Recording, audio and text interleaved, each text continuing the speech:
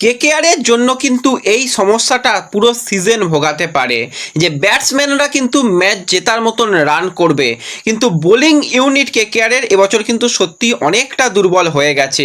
এই bowling unit কিন্তু দাঁড়িয়ে দাঁড়িয়ে ম্যাচ হারাবে, যেখানে আজকে ওয়াংখেড়ের মতন জায়গাতে একটা কেকেআর ভালো ফাইটিং টোটাল করলো, কিন্তু সেই জায়গাতে কেকেআরের বোলিং অর্ডার কিন্তু একদমই ভালো নয়।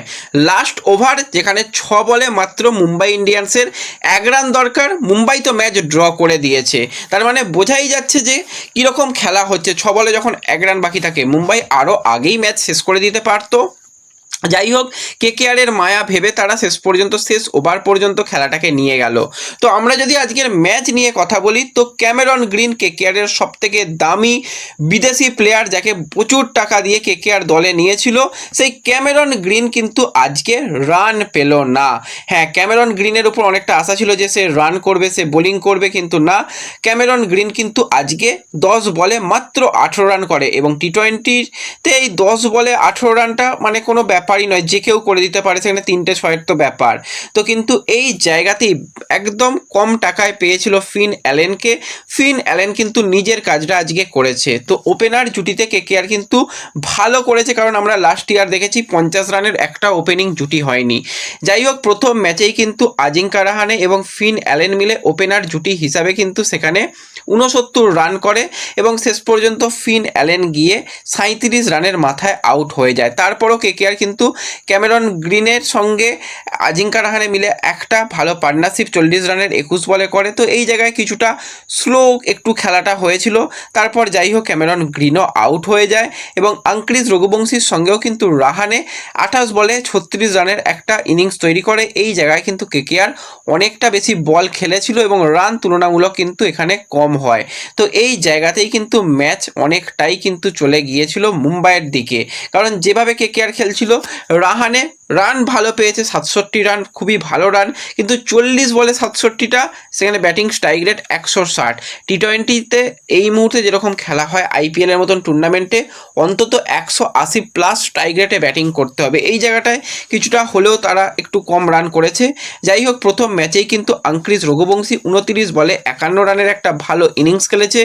রিঙ্কু সিংও কিন্তু রান পেয়েছে, কিন্তু সবারই কিন্তু স্ট্রাইক রেট একটু একটু করে কম রয়েছে। তো এই জায়গাতেই কিন্তু প্রথম ম্যাচেই খুবই ভালো বোলিং আমরা দেখতে পেলাম মুম্বাই ইন্ডিয়ান্সের কাছ থেকে। সেখানে 3টে বড় উইকেট কিন্তু তুলে নিয়েছে শার্দুল ঠাকুর, লর্ড ঠাকুর 39 রান দিয়ে 3টে বহুমূল্য উইকেট। সেখানে প্রথমেই ফিন অ্যালেনকে আউট করে, ক্যাচ আউট হয়, তিলক ভার্মার হাতে ক্যাচ দিয়ে পড়ে, তারপর ক্যামেরন গ্রিনের ক্যাচ ধরে রাদারফোর্ড, এবং শেষ পর্যন্ত হার্দিক পান্ডিয়া ক্যাচ ধরে কিন্তু আজিঙ্কা রাহানের, এবং হার্দিকও কিন্তু একটা উইকেট পেয়েছে। এবং কেকেআর 220 যে রানটা করেছিল, সেই রানটা খুবই ভালো রান। কিন্তু মুম্বাই ইন্ডিয়ান্স ভাই আলাদাই তো আজকে ব্যাটিং করতে দেখলাম মুম্বাইয়ের কাছ থেকে। আমরা যদি মুম্বাইয়ের কথা বলি, তারা যে পার্টনারশিপটা করেছে, সেখানেই কিন্তু কেকেআর ম্যাচের বাইরে হয়ে গেছে। সেখানে 71 বলে 148 রানের পার্টনারশিপ, তার মানে বুঝতে পারছো কি ভয়ানক ব্যাটিং করেছে। সেখানে রোহিত শর্মার কাছ থেকে প্রথম ম্যাচেই রান দেখতে পেলাম, 38 বলে কিন্তু 78 রানের একটা ভালো ইনিংস কিন্তু দেখা গেল। এবং পরবর্তী সময় সূর্যকুমার এসেও একটু ছোট্ট ইনিংস খেলে দিয়ে চলে গেছে, 8 বলে 16 রান। এবং তিলক ভার্মা সেও কিন্তু ব্যাটিং করে, এবং সেখানে আউট হয়ে যায় রায়ান রিকেলটন। তো আমরা যদি কথা বলি পুরো ব্যাটিং নিয়ে, তো সেখানে কিন্তু রায়ান রিকেলটন কিন্তু প্রথম ম্যাচেই 43 বলে 81 রানের একটা ঝোড়ো ইনিংস খেলে, এবং শেষের দিকে তিলক ভার্মা, হার্দিক পান্ডিয়া এবং নামানধীর এসে কিন্তু সেই রান সহজেই তুলে নেয়। তো এই জায়গাতে কেকেআরের বোলিং আজকে খুবই খারাপ। ব্লেজিং মুজারবানি 3 ওভার বল করেছে, সেখানে 34 রান দিয়ে সেরকম কিছু করতে পারেনি, উইকেট পায়নি। বৈভব আরোরা সে তো ভাই প্রথম ম্যাচেই হাফ সেঞ্চুরি করে দিয়েছে, 52 রান দিয়ে একটি উইকেট।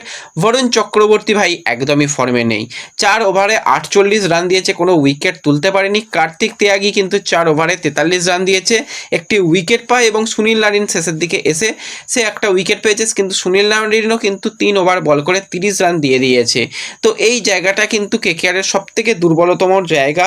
আবারও বলছি যে কেকেআরের বোলিং ইউনিট, ব্যাটিং যেরকম রয়েছে কেকেআর প্রত্যেক ম্যাচে 200+ রান তো করবেই, কিন্তু বোলিং নিয়ে কেকেআরের এই বছর এবছরে সমস্যা হবে। পাথিরানা এখনও ইনজিওর, প্রথম দিকের অনেক ম্যাচ পাওয়া যাবে না, তার রিপ্লেসমেন্ট কেকেআর না নিয়ে কিন্তু খুবই বড় ভুল করেছে, সেটা বলতেই হয়।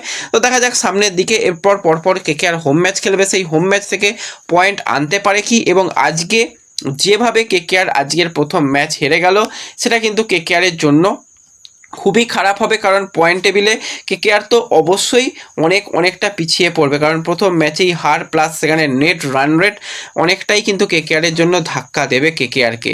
তো যাই হোক, পরবর্তী সময় কেকেআর কামব্যাক কীভাবে করে সেই দিকে অবশ্যই নজর থাকবে। তো এই ভিডিওতে এটুকুই আলোচনা করা ছিল। ভিডিও ভালো লাগলে লাইক শেয়ার করে দিও। দেখা হবে পরবর্তী ভিডিওতে। ধন্যবাদ।